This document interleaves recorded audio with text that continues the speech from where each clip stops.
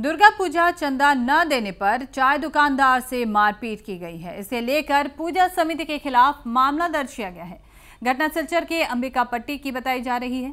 दुर्गा पूजा चंदा न देने पर पूजा समिति के सदस्यों ने एक चाय दुकानदार को ही पीट दिया और दुकान की तोड़फोड़ कर दी। यह आरोप सिलचर शमशान रोड दुर्गा पूजा कमेटी पर लगाए गए हैं। 2 दिन पहले पूजा समिति के लोगों ने चाय दुकानदार शुभदीप रॉय से 5,000 रुपए का चंदा मांगा था। शुभदीप इतने ज्यादा पैसे देने के लिए राजी नहीं हुआ। रविवार शाम पूजा समिति के लोग दुकान पहुंचे और 5,000 रुपए चंदा मांगा।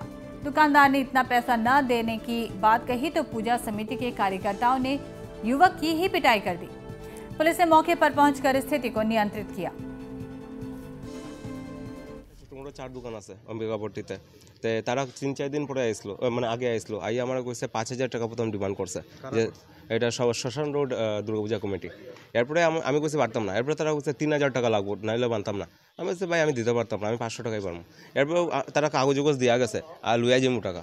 আমি কইছি ভাই আমি পারতাম না মতো। তারা একটা রেড কালারের কার আইছে, হ্যাঁ গাড়ি থেকে নামছে, নামিয়া সবের বাইক ওই বাইক সরাই এখানের মধ্যে চান্দা দেন না, এটা করে না।